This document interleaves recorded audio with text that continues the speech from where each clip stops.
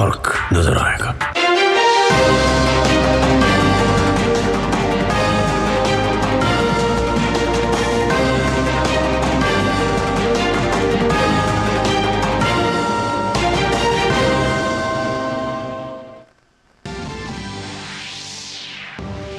मध्य प्रदेश, छत्तीसगढ़ और राजस्थान में सरकार गठन की तैयारियां तेज।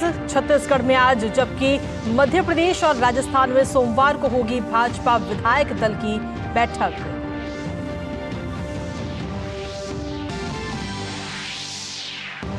केंद्रीय गृह एवं सहकारिता मंत्री अमित शाह आज पटना में आयोजित पूर्वी क्षेत्रीय परिषद की 26वीं बैठक की करेंगे अध्यक्षता।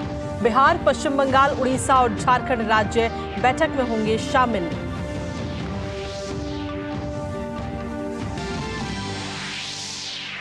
सुखदेव सिंह गोगामेड़ी हत्याकांड में पुलिस को मिली बड़ी सफलता। राजस्थान और दिल्ली पुलिस ने संयुक्त ऑपरेशन में हत्या में शामिल दोनों शूटर्स समेत 3 को चंडीगढ़ से किया गिरफ्तार। WHO आज गजा और वेस्ट बैंक में मौजूदा स्वास्थ्य स्थिति पर करेगा आपात बैठक में फिलिस्तीनी दूत विदेशी स्वास्थ्य कर्मियों के लिए अधिक चिकित्सा सहायता की करेंगे मांग।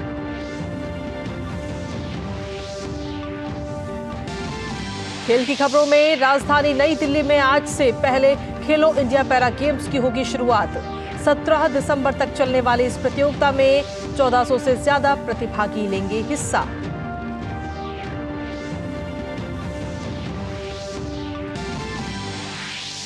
और डरबन के किंग्समेड स्टेडियम में भारत और दक्षिण अफ्रीका के बीच 3 T20 मैच की सीरीज का पहला मुकाबला आज। सूर्य कुमार यादव के नेतृत्व में जीत के साथ शुरुआत करना चाहेगी भारतीय टीम।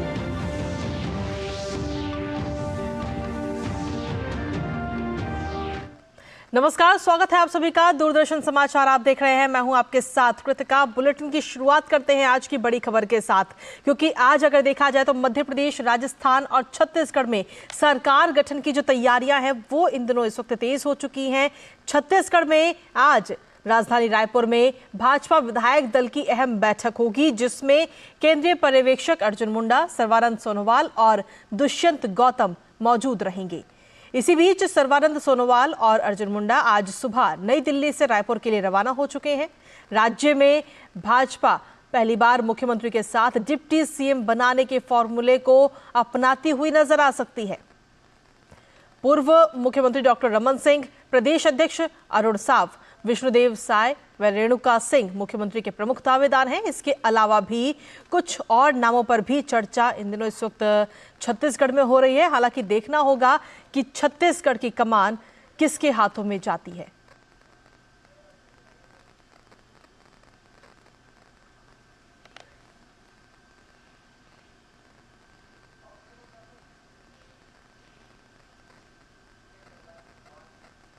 तो ये तो बात रही छत्तीसगढ़ की, लेकिन वहीं राजस्थान में मुख्यमंत्री पद के लिए भारतीय जनता पार्टी में पशुपेश अभी भी जारी है। पार्टी द्वारा 3 केंद्रीय पर्यवेक्षक नियुक्त किए जाने के बाद अब सोमवार को विधायक दल की अहम बैठक होगी। केंद्रीय मंत्री राजनाथ सिंह, राज्यसभा सांसद सरोज पांडे और पार्टी महासचिव विनोद तावड़े को राजस्थान में पर्यवेक्षक के रूप में नियुक्त किया गया है। राजस्थान में मुख्यमंत्री पद की रेस में पूर्व मुख्यमंत्री वसुंधरा राजे सहित केंद्रीय मंत्री गजेंद्र सिंह शेखावत, अर्जुन मेघवाल, पार्टी के प्रदेश अध्यक्ष सीपी जोशी का नाम शामिल है। इसके अलावा बाबा बालकनाथ, ओम माथुर भी रेस में बताए जा रहे हैं। वहीं केंद्रीय पर्यवेक्षक विधायक दल की बैठक में विधायकों से बातचीत करने के बाद मुख्यमंत्री के नाम की घोषणा की जा सकती है और इसके लिए कल यानी कि सोमवार को अहम बैठक होगी पर्यवेक्षकों की विधायकों के साथ में। और अब बात करते हैं मध्य प्रदेश की। वहां भी मुख्यमंत्री के नाम को लेकर चर्चाएं तेज हैं और इसे लेकर कल आने वाला कल जो है तब भाजपा विधायक दल की अहम बैठक होगी और इस बैठक में नए मुख्यमंत्री को लेकर नाम तय किए जाने की संभावना है। मध्य प्रदेश में शिवराज सिंह चौहान के फिर से मुख्यमंत्री बनाए जाने को लेकर कई तरह की बातें कही जा रही हैं। वहीं विधायकों से रायशुमारी के लिए नियुक्त 3 पर्यवेक्षक भी बैठक में कल मौजूद रहेंगे। तो वाकई देखना होगा कि मध्य प्रदेश की कमान क्या एक बार फिर से शिवराज सिंह के हाथों में जाएगी या फिर कोई नया नाम मध्य प्रदेश से निकलकर सामने आएगा। और इसी पर ताज़ा अपडेट लेने के लिए तीनों राज्यों का रुख कर लेते हैं, जहां पर हमारे पूरी टीम इस वक्त मौजूद है। मुरारी गुप्ता इस वक्त मौजूद है जयपुर में, उनके पास चलते हैं। वहीं श्रेयस इस वक्त जुड़ रहे हैं हमारे साथ में भोपाल से, जो कि मध्य प्रदेश की पूरी जानकारी देंगे। और वहीं सोमेश पटेल जुड़ रहे हैं रायपुर से, जो कि छत्तीसगढ़ की जानकारी देंगे। आप तीनों को सुप्रभात। और सबसे पहले सोमेश, आपके पास में आना चाहेंगे क्योंकि आज अहम बैठक होने वाली है छत्तीसगढ़ में। विधायकों की जो पर्यवेक्षक आज वहां पर पहुंच रहे हैं, तो किन किन नामों को लेकर सस्पेंस अभी कहीं ना कहीं नजर आ रहा है? ऐसे कौन कौन से नाम हैं जो खबरों में बने हुए हैं, मुख्यमंत्री पद की रेस में आगे चल रहे हैं? सोमेश। रितिका, मैं जरूर आपको बताना चाहूंगा, एक बार छत्तीसगढ़ में चौथी बार बीजेपी ने जीत हासिल की है और 54 सीट लाया है।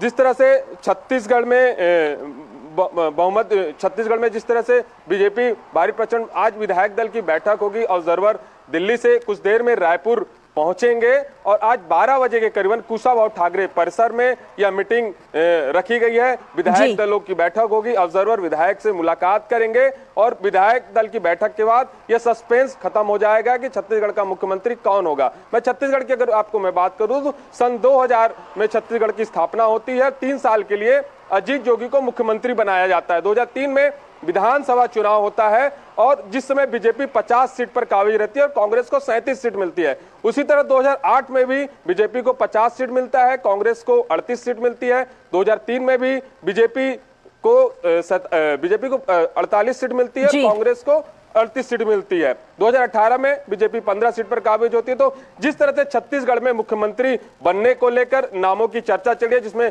छत्तीसगढ़ के पूर्व मुख्यमंत्री जो 15 साल पे काबिज रहे छत्तीसगढ़ पे, रमन सिंह, अरुण साव, विष्णुदेव साव, रेणुका सिंह, ओपी चौधरी, इन तमाम नामों को लेकर छत्तीसगढ़ में चर्चा चल रही है। लेकिन आज जिस तरह से अहम बैठक है, विधायक दल की बैठक होगी आज करीबन, जो विधायक दल की बैठक होगी 2 बजे के करीबन बताया जा रहा है। उस बैठक के बाद सारे लोगों को यह बता दिया जाएगा कि आपका नेता चुन लिया गया है।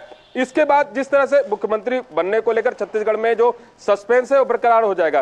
तीसरी चीज, छत्तीसगढ़ में करीबन 2023 में 18,680 करोड़ है जो कर्ज है, जो 70.40% है।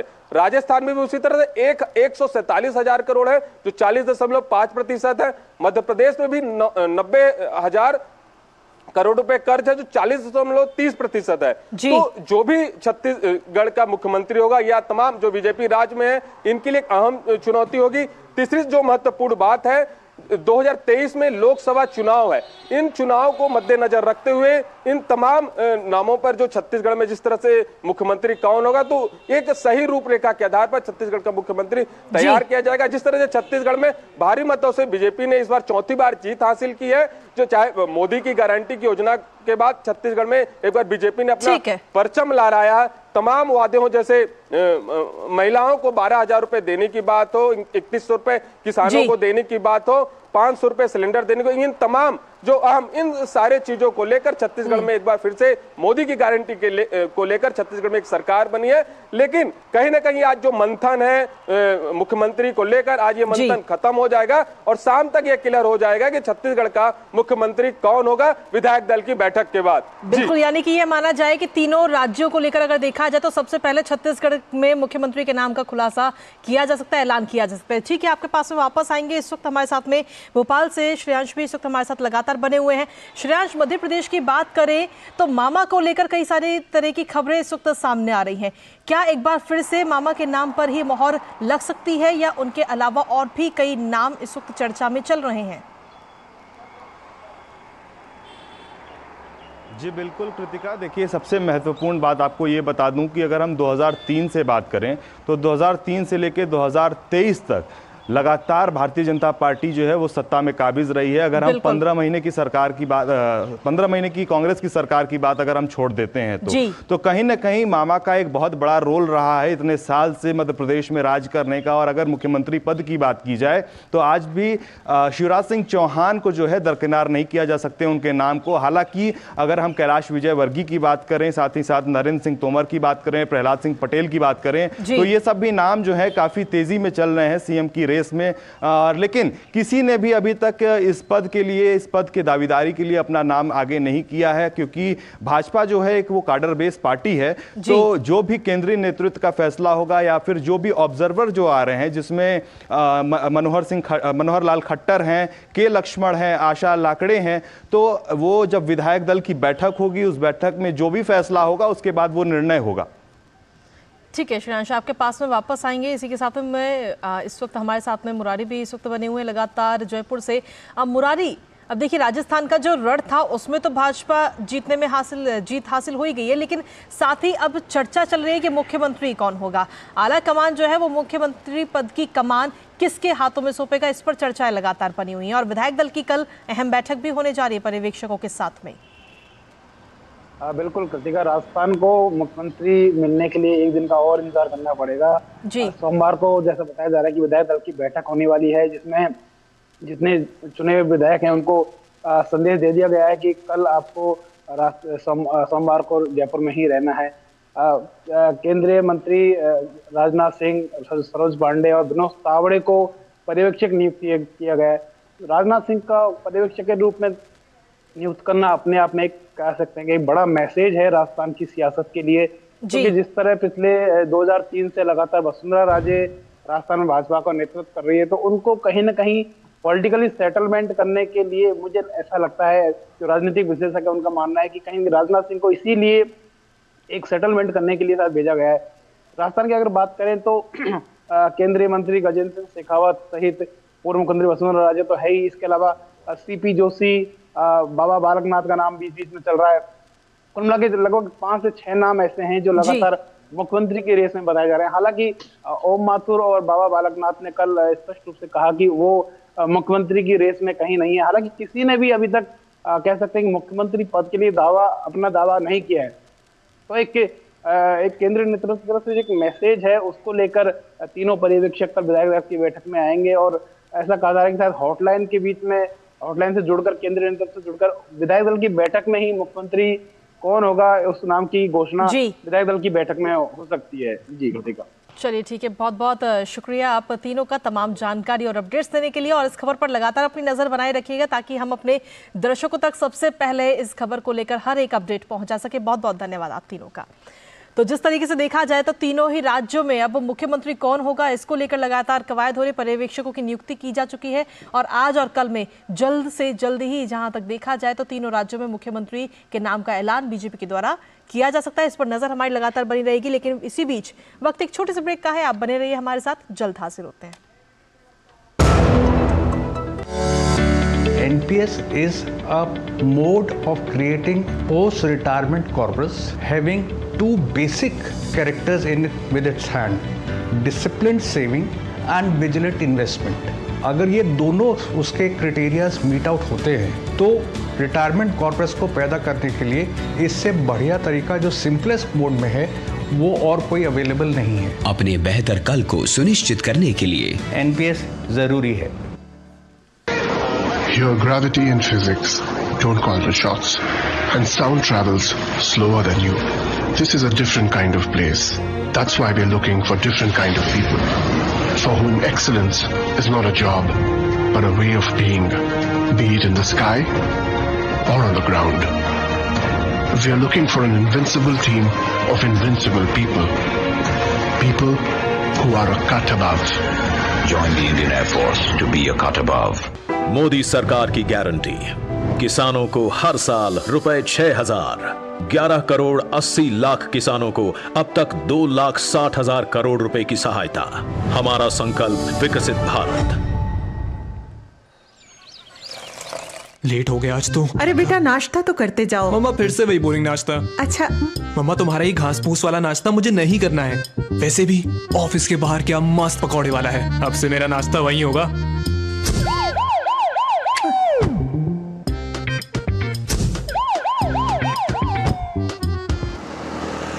क्या भैया, जब देखो टीवी देखते रहते हो, कभी तो वर्कआउट कर लिया करो। अरे ये वर्कआउट करके समय खराब क्यों करना है? टीवी पर नई वेब सीरीज आई है, आजा बैठकर देखते हैं। आप ही देखो। पागल। कब तक इस सायरन को अनसुना करते रहेंगे? भागदौड़ भरी जिंदगी, बिगड़ती हुई जीवन शैली और अनुचित खान पान देता है कैंसर से लेकर हृदय रोग, डायबिटीज, ब्लड प्रेशर, अनिद्रा जैसी कई गैर संक्रामक बीमारियों को निमंत्रण। आज ही शराब और धूम्रपान से नाता तोड़िए। एक लंबी और स्वस्थ जिंदगी के लिए शारीरिक गतिविधियों को अपनाइए। मौसमी फल और सब्जी खाइए। सेहत से खिलवाड़ की नहीं कोई माफी, बाकी समझदार को है इशारा काफी।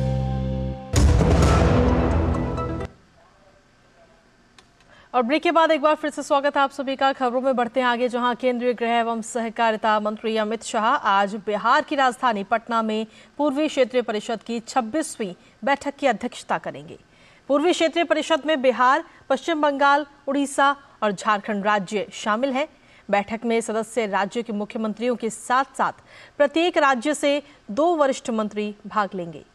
क्षेत्रीय परिषदों की प्रत्येक बैठक में राष्ट्रीय महत्व के अनेक मुद्दों पर चर्चा की जाती है। इनमें महिलाओं और बच्चों के खिलाफ दुष्कर्म के मामलों की त्वरित जांच और इसके शीघ्र निपटान के लिए फास्ट ट्रैक विशेष न्यायालयों का कार्यान्वयन, देश में 2 लाख नई प्राथमिक कृषि ऋण समितियों का गठन, पोषण अभियान के माध्यम से बच्चों में कुपोषण को दूर करना, स्कूली बच्चों की ड्रॉप आउट दर को कम करना। इसके अलावा सामान्य हित के अन्य मुद्दे इसमें शामिल हैं। साल 2014 से अब तक पिछले 9 वर्षों में विभिन्न क्षेत्रीय परिषदों की कुल 55 बैठकें हुई हैं और इनमें स्थायी समितियों की 29 बैठकें और क्षेत्रीय परिषदों की 26 बैठकें शामिल हैं।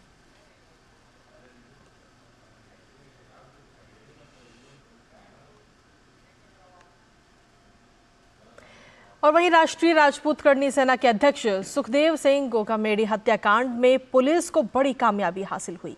दिल्ली पुलिस की क्राइम ब्रांच और राजस्थान पुलिस ने हत्या के 2 आरोपियों को चंडीगढ़ से गिरफ्तार कर लिया है। आरोपियों को दिल्ली में क्राइम ब्रांच के ऑफिस लाया गया है। दोनों आरोपी नितिन फौजी और रोहित राठौड़ हिसार के रास्ते मनाली चले गए थे और फिर चंडीगढ़ आ गए थे। इनके साथ इनका साथी उधम भी था और उसे भी इस वक्त गिरफ्तार कर लिया गया है। और इसी पर ताज़ा अपडेट देने के लिए हमारे साथ में हमारे सहयोगी नीरज इस वक्त जुड़ रहे हैं फोन लाइन पर। ज़्यादा अपडेट उनसे लेते हैं। नीरज, जिस तरीके से ये 3 आरोपियों की गिरफ्तारी हुई है, क्या कुछ अपडेट्स है आपके पास में और क्या अभी तक खुलासे हुए हैं? देखिए, इनमें जो कृतिका 2 जो शूटर हैं, जिसमें खासतौर से रोहित राठौर और नितिन फौजी, ये उस हत्याकांड में शामिल थे। जबकि जो तीसरा शख्स गिरफ्तार किया गया है, जिसका नाम ऊधम है, वो इनको सहयोग कर रहा था, क्योंकि जब गिरफ्तारी हुई थी वो उनसे साथ में था। सबसे महत्वपूर्ण बात यह है कि चंडीगढ़ के सेक्टर 22 से इनको दिल्ली पुलिस और इसके अलावा राजस्थान पुलिस, उसने इनको गिरफ्तार किया है। अभी क्राइम ब्रांच में ये लोग मौजूद हैं और पुलिस ने सर्विलांस लगा रखा था इनके ऊपर, और उसी के आधार पर जो इनकी गिरफ्तारी है वो जो पुलिस है, दिल्ली पुलिस और इसके अलावा राजस्थान पुलिस, उन्होंने की है। इनसे लगातार जो पूछताछ है वो अभी भी चल रही है और उम्मीद की जा रही है कि कोर्ट में इनको पेश किया जाएगा और उसके बाद इनको जयपुर लेकर जाएगी राजस्थान पुलिस, जहां पर इस हत्याकांड को लेकर उनसे पूछताछ की जाएगी। ये भी जानकारी मिली है कि इन्होंने हथियार छुपा दिए थे। पहले ये हिसार गए, हिसार से मनाली पहुंचे, मनाली से फिर दोबारा ये चंडीगढ़ आए और जहां पर इनको गिरफ्तार किया है। पुलिस इनके साथ अब उस जगह पर भी जा सकती है जहां पर इन्होंने हथियार छुपाए हैं इस हत्याकांड को लेकर, क्योंकि जिस तरीके से सीसीटीवी सामने आया था, 17 गोलियां इन लोगों ने मारी थी। कौन कौन इनके साथ में था, इस दौरान जब ये लोग फरार थे, किन किन लोगों ने इनकी हेल्प करी, तो ये तमाम चीजें हैं जिन पर सवाल हैं अभी भी और जिनके जवाब जो दिल्ली पुलिस है और राजस्थान पुलिस है वो इनसे पूछेगी। चलिए ठीक है, बहुत बहुत शुक्रिया नीरज, तमाम अपडेट्स हम तक पहुंचाने के लिए। आप इस खबर पर लगातार अपनी नजर बनाए रखिएगा और खबरों का सिलसिला डीडी न्यूज पर यूं ही लगातार जारी है। फिलहाल वक्त एक छोटे से ब्रेक का, आप बने रहिए हमारे साथ, जल्द हाजिर होते हैं। क्या बात है, बहुत फिट लग रहा है। 3 महीने में पैसे डबल, वाह, फास्ट और हाई रिटर्न्स भी। क्या स्कीम है? कल तो नहीं थी यहाँ और कल होगा भी नहीं। तूने कभी 5 ओवर में डबल सेंचुरी मारी है? ऐसे स्कीम के बहकावे में आके हम धोखा खा सकते हैं। और आरबीआई कहता है अपना पैसा सुरक्षित रखो और समझदारी से निवेश करो। अगर ज्यादा रिटर्न के पीछे भागोगे तो रिस्क भी उतना ही उठाओगे, और फास्ट रिटर्न से बच के, और फास्ट बॉलिंग से भी। आरबीआई कहता है जानकार बनिए, सतर्क रहिए। माँ, ये खीर किसके लिए? आज तेरे दादाजी का जन्मदिन है, उनके लिए। तो मैं दादाजी को क्या दूं? अपना मोबाइल फोन देना। ये क्या कर रही है? दादाजी के लिए आयुष्मान कार्ड बना रही हूँ। घर बैठे? हाँ। आयुष्मान ऐप पर जाकर अपना या परिवार के सदस्य का नाम लाभार्थी सूची में ढूंढें, आधार, OTP या फेस ऑथ द्वारा ऑथेंटिकेट करें, डिटेल्स भरें, अब मोबाइल से फोटो खींचकर अपलोड करें। दादाजी ये लीजिए अपना आयुष्मान कार्ड। ये उपहार तो जीवन भर काम आएगा। और एक प्रकार से PM जय अब गरीबों की जय बन गई है। 5 लाख तक के मुफ्त उपचार की गारंटी, स्वास्थ्य का वरदान आयुष्मान। रिटायरमेंट पे कोई सोचता ही नहीं है, सोचता कभी 50 की उम्र में आकर। और एक ऐसा तबका जो रिटायरमेंट के बारे में आज भी बिल्कुल नहीं सोचता, वो है औरतें। औरतें कमा के भी वल्नरेबल हैं, पैसा कमाती हैं, घर पे दे देती हैं और एक एक रुपए को मांगती हैं। सो NPS एक इक्वालिटी ला रहा है कि भाई चाहे वो आदमी है, चाहे वो औरत है, चाहे वो ट्रांसजेंडर है, चाहे वो अदर जेंडर है, हम सब एक बराबर प्लेटफॉर्म पे हैं। अपने बेहतर कल को सुनिश्चित करने के लिए NPS जरूरी है।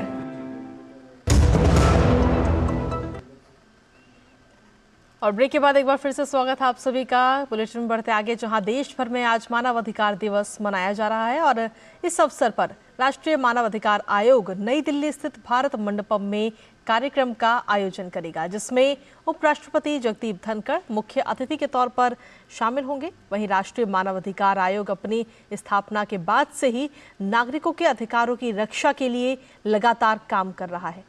आयोग ने विभिन्न मानव अधिकार मुद्दों पर सार्वजनिक अधिकारियों और नागरिक समाज के बीच जागरूकता बढ़ाने और अपनी विभिन्न पहलों और गतिविधियों के माध्यम से नीतियों और कार्यक्रमों में मानव अधिकार केंद्रित दृष्टिकोण को बढ़ावा देने में भी योगदान दिया है।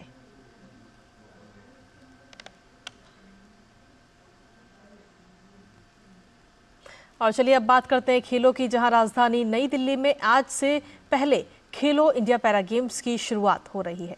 दिल्ली के 3 स्टेडियम में आयोजित होने वाली इस प्रतियोगिता में सर्विसेज स्पोर्ट्स कंट्रोल बोर्ड सहित 32 राज्यों एवं केंद्र शासित प्रदेशों के 1400 से ज्यादा प्रतिभागियों के पहले खेलो इंडिया पैरा गेम्स में हिस्सा लेने की उम्मीद है। वहीं केंद्रीय गृह मंत्री अमित शाह कल यानी कि 11 दिसंबर को इंदिरा गांधी स्टेडियम में इस प्रतियोगिता का औपचारिक उद्घाटन करेंगे। हिम्मत दिखा, ताकत दिखा, हिम्मत दिखा, ताकत दिखा, कभी तैयार हो जाइए भारतीय खेलों के इतिहास को बदलने वाले पल के साक्षी बनने के लिए। पहली बार खेलो इंडिया पैरा गेम्स का आयोजन राजधानी दिल्ली में 10 से 17 दिसंबर के बीच होने जा रहा है। केंद्रीय गृह एवं सहकारिता मंत्री अमित शाह 11 दिसंबर को इंदिरा गांधी इंडोर स्टेडियम में इस प्रतियोगिता का उद्घाटन करेंगे। पहले खेलो इंडिया पैरा गेम्स में सर्विसेज स्पोर्ट्स कंट्रोल बोर्ड सहित 32 राज्यों और केंद्र शासित प्रदेशों के 1400 से अधिक प्रतिभागियों के भाग लेने की उम्मीद है। इस पैरा गेम्स में पैरा एथलेटिक्स, पैरा निशानेबाजी, पैरा तीरंदाजी, para football, para badminton, para table tennis और पैरा भारोत्तोलन सहित 7 स्पर्धाओं में पैरा एथलीट प्रतिस्पर्धा करेंगे। ये स्पर्धाएं 3 साई स्टेडियमों IG स्टेडियम, तुगलकाबाद स्थित शूटिंग रेंज और जवाहरलाल नेहरू स्टेडियम में आयोजित किए जाएंगे। उम्मीद की जा रही कि खेलो इंडिया पैरा गेम्स भारतीय पैरा स्पोर्ट्स के लिए गेम चेंजर साबित हो सकते हैं। Continuity of the para games and creating more development in the para Olympic sports remains our foremost agenda. The first ever Khelo India Para Games is another big step towards the vision of our Honorable Prime Minister Shri Narendra Modi ji. The Khelo India scheme has remained a game changer for Indian sports. The Khelo India Games have played a pivotal role in the scheme. I wish all the participants of the Khelo India Para Games all the very best. We are very happy that now my new India is becoming inclusive India. I thank the vision of Honorable Modi ji and the Sports Ministry, also the Sports Authority of India, for coming together and making this platform and making India inclusive when it comes to sports. ये पहल प्रधानमंत्री नरेंद्र मोदी द्वारा 2 महीना पहले मुंबई में हुए अंतर्राष्ट्रीय Olympic summit के सत्र में खेलो इंडिया पैरा गेम्स के उल्लेख के बाद की गई है। खेलो इंडिया के नाम से केंद्र सरकार द्वारा देश में खेलों को बढ़ावा देने के लिए चलाए जा रहे कार्यक्रम में पैरा स्पोर्ट्स के शामिल करने से 2018 के बाद से 11 सफल खेलो इंडिया आयोजनों की मेजबानी के बावजूद चला आ रहा इंतजार अब समाप्त होने जा रहा है। ये एक सबसे बड़ा अपॉर्चुनिटी है पैरा एथलीटों के लिए कि उनको पैरा खेलो इंडिया गेम्स के जरिए उनको प्रमोट किया जा रहा है और इस साथ ही साथ जो यंगस्टर है उनको भी अच्छा मौका है अपने आप को रिप्रेजेंट करने का। जो रूरल एरिया के खिलाड़ी हैं उनके लिए बहुत बेनिफिट रहेगा इसके लिए, और जो यंग खिलाड़ी हैं और आने वाले हमारे देश के लिए जो ये स्पोर्ट्स है, खेलो इंडिया स्कीम्स है, इसके लिए बहुत ही बेनिफिट रहेगा। और मैं मानता हूं कि जैसे एबल बॉडी को सपोर्ट मिल रहा है उसके साथ साथ पैरा स्पोर्ट्स को भी सपोर्ट मिल रहा है। खेलो इंडिया पैरा गेम्स के माध्यम से पैरा खेलों में करियर बनाने के इच्छुक प्रतिभाशाली पैरा एथलीटों की पहचान की जा सकेगी और देश के लिए वांछित परिणाम लाने में उन्हें मदद दी जा सकेगी। ऐसे में 11 दिसंबर को होने वाले उद्घाटन समारोह के साथ ही खेलो इंडिया पैरा गेम्स भारतीय खेलों में एक नया अध्याय लिखने के लिए बेकरार हैं। नारायण सिंह की रिपोर्ट, डीडी न्यूज, दिल्ली। और इसी के साथ फिलहाल इस बुलेटिन में इतना ही, लेकिन जाते जाते एक नजर डालते हैं देश भर के मौसम के हाल पर। नमस्कार।